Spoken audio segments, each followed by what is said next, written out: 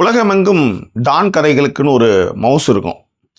அதே மாதிரி police கதைகளுக்கும் mouse இருக்கும். இப்போ உதாரணத்துக்கு காட்ஃபாதர் மாதிரியான ஒரு ஃபில்மை நீங்கள் அந்த ரவுடியாகவே அந்த டானாகவே நீங்கள் வாழ ஆரம்பிச்சுடுங்க. நாயகன் அந்த மாதிரி நிறைய படங்கள் அதுக்கு புதுப்பேட்டன் ஏகப்பட்ட படங்கள் அதுக்கு உதாரணமாக சொல்லிட்டு போகலாம். அதே மாதிரி போலீஸ் திரைப்படங்களுக்கும் பெரிய அளவில் மவுஸ் இருக்குது. இப்போ உதாரணத்துக்கு காக்க காக்க, செவன், இந்த மாதிரி நிறைய படங்கள் அதுக்கும் உதாரணம் சொல்லிட்டு போகலாம். ஸோ அந்த மாதிரி ரெண்டு பக்கமும் அதற்கான ரசிகர்கள் கூட்டம் உலகமெங்குமே இருக்குது. நெட்ஃப்ளிக்ஸில் ஸ்குவாட் 36 அப்படின்னு ஒரு போலீஸ் சம்மந்தப்பட்ட ஃப்ரெஞ்சு ஃபிலிம் ரிலீஸ் ஆகிருக்கு. அந்த திரைப்படம் குறித்தான ஒரு பார்வையை இந்த எபிசோடில் பார்க்க போகிறோம். அதற்கு முன்பாக இந்த தளத்தை சப்ஸ்கிரைப் பண்ணாதவங்க சப்ஸ்கிரைப் பண்ணுங்கள், லைக், கமெண்ட், ஷேர் பண்ணுங்கள். நீங்கள் சமீபத்தில் பார்த்த திரைப்படங்கள் கூட பின்னூடங்களை தெரியப்படுத்துங்க. ரைட்.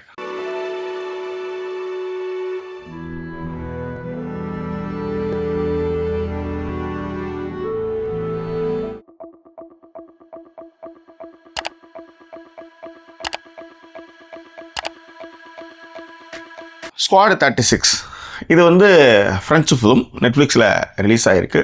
15+. ஒரே ஒரு டாப்லெஸ் சீன் படத்தில் இருக்குது. ஓகே, இது முன்னாடியே சொல்லிடுறேன். இப்போ கதை என்ன? ஸ்குவாட் 36 படத்துடைய கதை என்னன்னா, ஒரு போலீஸ் ஆஃபீஸர், அதாவது விக்டர், அவர் தான் ஆண்டன் செர்டா அந்த பாத்திரத்தை பண்ணியிருக்காரு. ஒரு நல்ல போலீஸ் ஆஃபீஸர், ஆனால் அக்ரெசிவான, கோபமான, அடிதடியில் ஆர்வம் கொண்ட ஒரு போலீஸ் ஆஃபீஸர். அவருக்கு ஏகப்பட்ட பிரச்சனைகள் டிபார்ட்மெண்ட்லேயே இருக்குது. இதையும் மீறி அவர் இந்த குத்து சண்டைக்கெலாம் போயிட்டு வருவார்னு வச்சுக்காங்களேன். ஸோ இப்படியான ஒரு சூழலில் ஒரு ரவுடியை, கரீமன் அப்படின்னு ஒரு ரவுடியை பிடிக்கக்கூடிய ஒரு அசைன்மெண்ட்டு இந்த குரூப்புக்கு வருது, ஸ்குவாட் 36க்கு வருது. இந்த ஸ்குவாட் என்ன பண்ணுறாங்க, அந்த ரவுடியை சேஸ் பண்ணுறாங்க.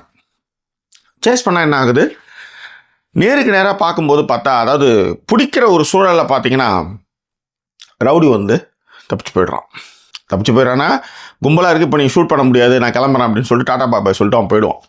ஸோ அதன் பிறகு அந்த ஸ்குவாட் 36 குழுவுக்கு என்ன நடக்கிறது அப்படின்றதான் இந்த திரைப்படத்துடைய கதை. ரைட். உங்களுக்கு இந்த திரைப்படத்துடைய கதையை கேட்கும்போது உங்களுக்கு பாண்டியா மறைஞ்சிருந்து பார்ப்பான், அந்த பக்கம் அவன் சேதரனை அவன் சாவடிச்சிட்டான் அப்படின்ற மாதிரி அந்த காக்காவை நினச்சிக்காங்களேன். ரைட், விடுங்க, அது விடுங்க.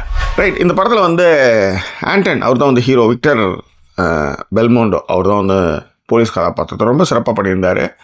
சண்டை காட்சிகளாக இருக்கட்டும், காதலியோட பேசுகிற விஷயங்களாக இருக்கட்டும், லவ் யூ சொல்கிற இடங்களாக இருக்கட்டும், ரொம்ப நல்லாவே பண்ணியிருந்தார். படத்தில் ஒரு என்ன சொல்கிறது, ஒரு பரபரப்பான ஆனால் அதே நேரத்தில் கன்னிங்கான ஒரு போலீஸ் ஆஃபீஸராக சாமி கேரக்டர்.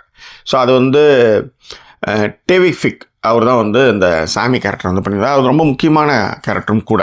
படத்துடைய ஹீரோயின் கேரக்டர் ஹானா, அவங்க ஜூலியட், அவங்க தான் அந்த ஹானா கதாபாத்திரத்தை பண்ணியிருந்தாங்க. ஏன் 2 மாதமாக எனக்கு ஃபோன் பண்ணலை, என் மெசேஜை பார்க்கல அப்படின்ற அந்த கேள்விகள் கேட்குற இடங்களாக இருக்கட்டும், அவனை ஹீரோ காதலோடு பார்க்குற இடங்களாக இருக்கட்டும், ரொம்ப சிறப்பாக அவங்களுடைய நடிப்பை வெளிப்படுத்தியிருந்தாங்க. ரைட்.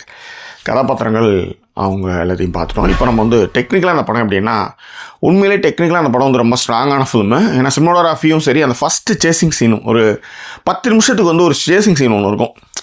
ஒரு அக்யூஸ்டை ஒரு டீம் சேஸ் பண்ணி போய் பிடிக்கிற ஒரு சீன் ஒன்று இருக்கும். ரொம்ப நல்லா பண்ணியிருந்தாங்க. சினிமோகிராஃபியாக இருக்கட்டும், எடிட்டிங்காக இருக்கட்டும், அதற்கான பேக்ரவுண்ட் ஸ்கோராக இருக்கட்டும், சூப்பராக இருந்தது. டெக்னிக்கலாக படம் ரொம்ப strong. Right. What is the minus point அப்படின்னா, இந்த மாதிரி நம்ம நிறைய கதைகள் பார்த்துருக்கோம். ஓரளவுக்கு நம்மளால் திரைக்கதை நம்மளால் எளிமையாக ஜட்ஜ் பண்ண முடிந்தது. அதுதான் இந்த படத்தில் மைனஸ் பாயிண்ட்டாக நான் பார்க்குறேன். Okay, what is the take away அப்படின்னா, பணம் 10 செய்யும். நீங்கள் எவ்வளோ தான் யோகியமயராக இருந்தாலும் பணம் ஒரு ஃப்ரெண்ட்ஷிப்புக்குள்ளேயோ மற்ற விஷயத்துலையோ வந்துருச்சுன்னு வச்சுக்கோங்க, அது புத்தியை காமிச்சிடும்.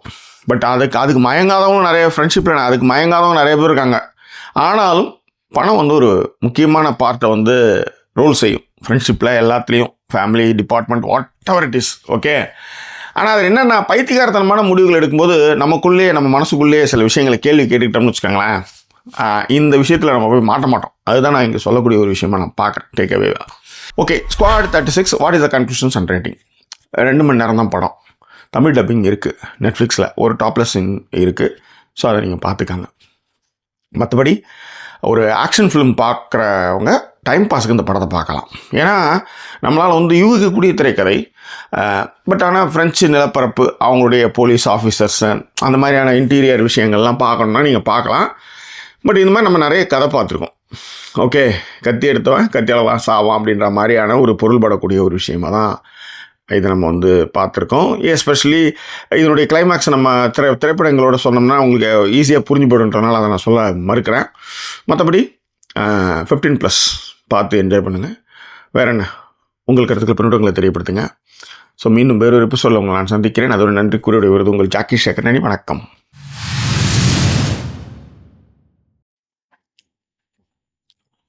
நெட்ஃப்ளிக்ஸில் ஸ்குவாட் 36 இந்த திரைப்படத்தினுடைய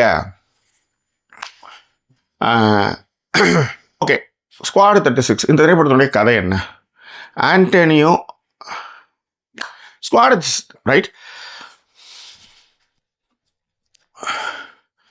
படத்தோடைய ஹீரோயின் ஹனா அந்த கதாபாத்திரத்தில் வந்து படத்துடைய ஹீரோயின் கேரக்டரில் வந்து